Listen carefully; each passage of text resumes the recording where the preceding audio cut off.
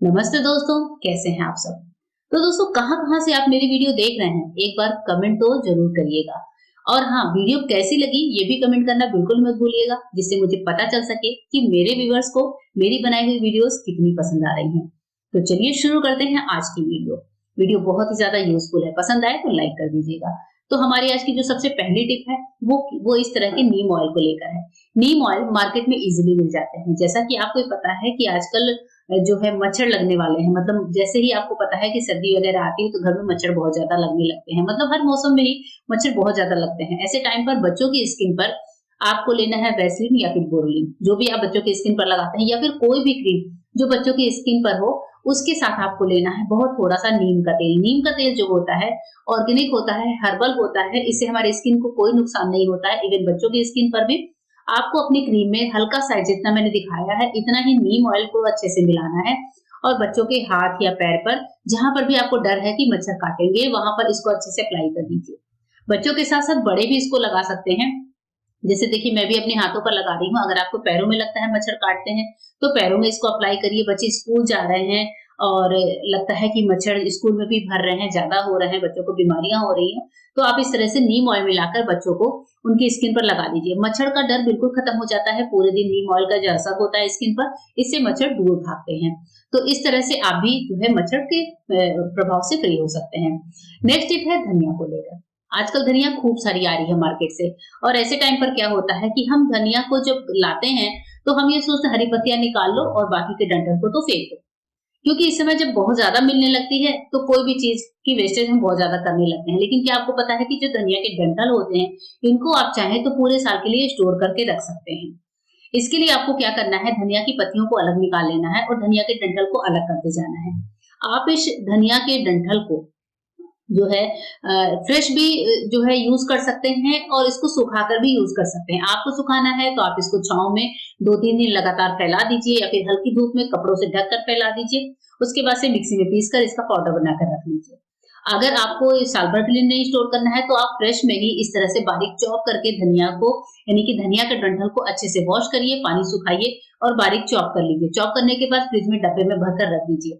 जब भी कोई सब्जी बनाइए तो आप मसालों के साथ धनिया के डंठल को अच्छे से भून लीजिए, या फिर मसाले की ग्रेवी पीस रहे हैं तो इसको पीस लीजिए। आप किसी भी तरह का कुछ भी पास्ता वगैरह बना रहे हैं उसमें इसको यूज करिए। धनिया का बहुत अच्छा फ्लेवर आता है। कोई पराठे बनाते हैं तो भी आप धनिया के डंठल बारीक चॉप करके उसमें इस्तेमाल कर सकते हैं। मतलब हर तरह से मल्टीपर्पज इसका इस्तेमाल किया जा सकता है, इसको बिल्कुल भी नहीं फेंकिए। नेक्स्ट टिप है जिसमें हमने लिया है यहाँ पर केले का छिलका। केले का छिलका आपको पता है कितना ज्यादा यूजफुल होता है हर तरीके से, कभी क्लीनिंग में, कभी स्किन के लिए। तो हम यहाँ पर क्या करेंगे, केले के छिलके पर डालेंगे थोड़ा सा बेकिंग सोडा। तो 2-3 चुटकी मैंने बेकिंग सोडा डाला है। इसके बाद से हम लेंगे कोई सा भी कॉफी का पाउडर, थोड़ा सा कॉफी का पाउडर यहाँ पर डालिए केले के छिलके के ऊपर। इसके बाद से कॉफी के पाउडर को थोड़ा सा फैला लीजिए इस तरीके से। अब इसके बाद से आपको लेना है नॉर्मल दूध, या फिर कच्चा दूध मिल जाए तो बहुत अच्छी बात है। हल्का सा 1 चम्मच दूध डालिए, अच्छे से मिलाइए। उसके बाद से केले के छिलकों को इस तरह से अपनी स्किन पर रखकर आपको अच्छे से रब करना है। इससे आपको स्किन में ग्लो बढ़ेगी, शाइन आएगा। जो अगर टैनिंग वगैरह हो गई है बहुत ज्यादा तो वो भी खत्म होती है। इसके अलावा केले के छिलके से हमारी स्किन जो है मतलब टाइट होती है, आप देखेंगे रिंकल फ्री होती है। आंखों के नीचे हल्का हल्का सा मसाज दीजिए, हाथों पर दीजिए, बहुत अच्छा सा ग्लो आपको नजर आएगा। शादी पार्टी में जाने से पहले केले के छिलके का फेशियल इस तरह से कॉफी की मदद से जरूर करके जाइएगा।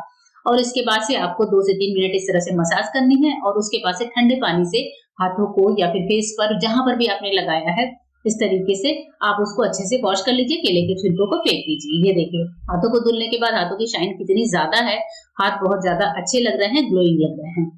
नेक्स्ट टिप है मिक्सी को लेकर। कई बार हम किचन स्लैब पर ही अपनी मिक्सी का ये जो पार्ट है, यानी कि मिक्सी का जो मशीन है, उसको जो है रख देते हैं। ऐसे टाइम पर क्या होता है कि हमारी जो मिक्सी का ये पार्ट है, कभी इसको चूहा कुतरता है, कभी चूहा बैठ जाता है, और कभी जो है इसमें चूहा गंदगी भी कर देता है। ऐसे टाइम पर अगर आपके पास कोई ऐसा कप हो पुराना जिसका हैंडल टूटा हुआ हो, या फिर कोई भी कप हो जिसमें फिट हो जाता हो, उसको डालकर रख दीजिए। इससे चूहा जो है इसको कुतरने नहीं पाएगा, तो आकर इसमें बैठेगा भी नहीं और इसको गंदा भी नहीं करेगा। तो इस तरीके से आप अपनी मिक्सी को प्रिजर्व कर सकते हैं। नेक्स्ट टिप है नाइफ को लेकर। नाइफ की धार जब भी बहुत ज्यादा खराब हो जाती है, स्पेशली हमारी जो धार वाली नाइफ होती है, जो कर्वी कर्वी सी होती है सैलेड काटने के लिए, इस तरह के नाइफ की धार को आप ग्रेटर पर रगड़कर बहुत अच्छे से सही कर सकते हैं। जब भी इसकी धार थोड़ी टेढ़ी मेढ़ी सी हो जाए, आपको लगे कि इसकी धार टेढ़ी हो गई है, क्योंकि जो हमारे सैलेड काटने वाले नाइफ होते हैं उनकी धार हल्की-हल्की सी आपने ध्यान दिया हो तो हल्का-हल्का सा इनमें कट होता है। तो इस धार को आप ग्रेटर की मदद से बहुत अच्छे से शार्प कर सकते हैं। नेक्स्ट टिप है जिसके लिए मैंने यहाँ पर लिया है बड़ा सा फॉइल पेपर। ये जो फॉइल पेपर है हमारे लिए तब काम करेगा जब हम घर से बाहर हों, तो आपको क्या करना है, अपने साथ फॉइल पेपर रखना है। कभी ऐसा होता है हम लोग ट्रेन वगैरह में जा रहे हैं और हमें खाना खाना होता है, तब इस टाइम पर हमारे पास एक्स्ट्रा बर्तन नहीं होते हैं। उस टाइम पर आपके पास कोई ना कोई बोतल, कोई ना कोई डिब्बा या कोई ना कोई ऐसी चीज होती है जिस पर इस तरीके से आप रखकर फॉइल पेपर को रैप कर दीजिए। ये चीज कैसे काम आएगी मैं आगे अभी आपको बताती हूँ। तो सबसे पहले हमें डिब्बे या बोतल पर रखकर इस तरीके से फॉइल पेपर को रैप कर देना है। एक साइड आपको इस तरीके से अच्छे से टाइटली बंद कर देना है। अब हम क्या करेंगे, इस तरह से फॉइल पेपर को जैसे ही हल्का सा छोड़ेंगे तो जो डब्बा है वो बाहर आ जाता है। मैं थोड़ा हल्का इसलिए कर रही हूँ क्योंकि फॉइल पेपर के फटने का डर होता है। अब डब्बा हमारा निकल गया।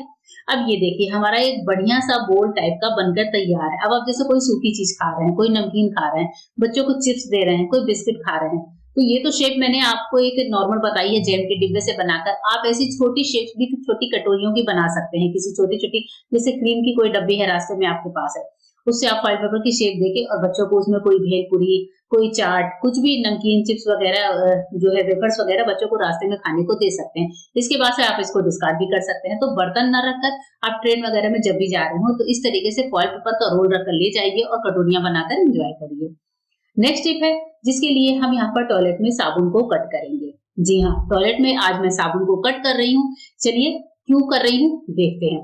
सबसे पहले हम क्या करेंगे, ग्रेटर लेंगे। एक ऐसा साबुन मेरे पास दोस्तों हमेशा होता है जिससे मैं इस तरह के DIY करती रहती हूँ। तो आप देख रहे हैं कि वो साबुन जो है मेरे पास वो साइड साइड से घिसा हुआ है, क्योंकि मैंने इसे इस तरीके के कामों के लिए रखा हुआ है।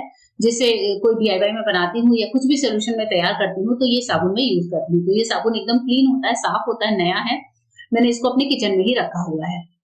साबुन का एक लमसम अमाउंट मतलब लगभग 1 से 1.5 चम्मच मैंने यहाँ पर घिस लिया है।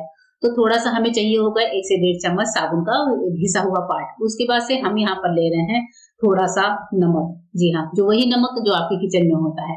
उसके बाद से आपको लेना है बेकिंग सोडा। तो जितना हमने नमक लिया है 1/2 चम्मच, उतना ही हम बेकिंग सोडा लिए हैं। तीनों व्हाइट चीजें हैं, आपको थोड़ा सा ऐसे क्लियर में दिखा देती हूँ। तीनों चीजों को अच्छे से मिला लीजिए। साबुन जो भी चाहे आप ले सकते हैं, जो भी आपके पास घर में साबुन हो वो ले लीजिए। तीनों को अच्छे से मिलाकर पाउडर बनाकर हमेशा अपने पास डिब्बे में तैयार रखिए। ये इतना स्ट्रॉन्ग, इतना मैजिकल सोल्यूशन है ना, जो आपके टॉयलेट को बहुत ज्यादा क्लीन करता है। अब क्या होता है, दिन भर लोग टॉयलेट जाते हैं, वॉशरूम में एक अलग सी स्मेल होती है, जर्म्स भी बहुत ज्यादा होते हैं, तो डेली टॉयलेट को क्लीन करना पॉसिबल नहीं होता। ये पाउडर बनाकर आपको रखना है और रात में इस पाउडर का 2 से 3 चम्मच या 2 चम्मच आपको इस तरीके से पॉट में स्प्रिंकल कर देना है। जब आपको लगे कि अब कोई टॉयलेट जाने वाला नहीं है, तब का ये काम आपको करना है। इस पाउडर को आप टॉयलेट पॉट में डालकर रात भर के लिए छोड़ दीजिए। मैंने जैसे यहाँ पर सारा सोल्यूशन गिरा दिया। इसके बाद से मॉर्निंग में जो भी इंसान सबसे पहले आए उसको ये फ्लश आउट कर देना है।